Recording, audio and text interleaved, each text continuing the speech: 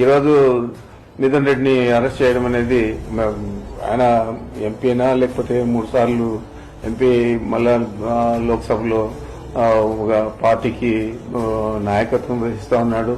ఇవన్నీ ఒక పక్కన పెడితే నా కుమారుడుగా నేను చెప్తున్నాను. ఇది కేవలం మా మీద ఉన్న కక్ష, మా మీద ఉన్న విద్వేషం, ఎన్నికల్లో మేము దీటుగా ఈ జిల్లాలో పనిచేస్తామని చెప్పి ఆలోచన, ఇవన్నీ కలిపి చంద్రబాబు నాయుడు చాలా తీవ్రమైన వ్యతిరేకతతో ఈ చర్యకు పాల్పడినాడు.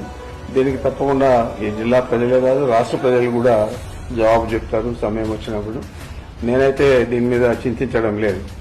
ఏదైనా కూడా మేము తప్పు చేయలేదు కాబట్టి అరెస్ట్ చేసినా కూడా ఆయన కడిగిన ముత్యంగా మళ్ళా బయటకు వస్తాడు.